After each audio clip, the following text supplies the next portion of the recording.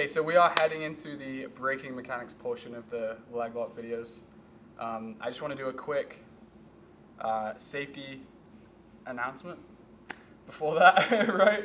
But also give you guys some tips on how to drill this stuff, because it's pretty difficult to drill, and you don't want to find, like, when you step out into competition that you don't know how to break the leg, because there's some crazy people out there that won't tap, and you need to be willing to break a leg in the sense of doing well in competition and physically breaking the leg. So you want to make sure your braking mechanics are on point.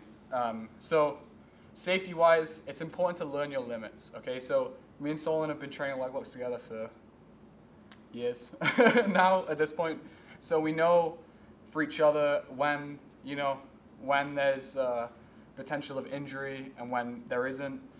So Solon knows how flexible my legs are. I know how flexible his legs are. So when we're drilling these here, boom, and I'm looking at Solon, I know when he's going to tap usually. And you start to learn your limits.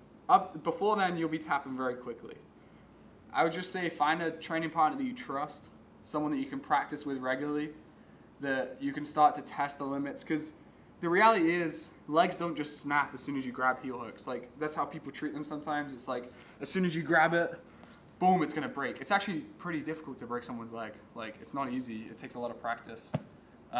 So you have to be able to explore that with someone. Just do it with someone you trust. Okay. Unfortunately, I had to pick Solon. He was the only option. So a good drill to practice this. I got this from Craig Jones. I never met him, just from his instructionals. So when we have a grip here and we're practicing braking, I'm going to apply pressure up to the point where Solon taps. Boom. So as soon as he taps, I keep everything the same, but I let go of his heel here. Now I continue to apply, as if I was holding onto the heel, the hip pressure. Yeah?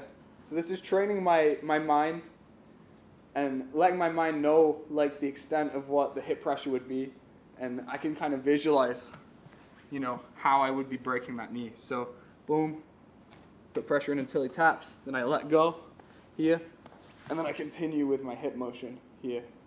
So it requires a bit of imagination with that drill. You have to imagine that you're still holding on to the heel, but that's a good way to kind of practice and, make sure your hips are in the proper place where they can apply enough force through the knee that they can break it. So that's a little safety tip and a little tip on how to drill braking mechanics.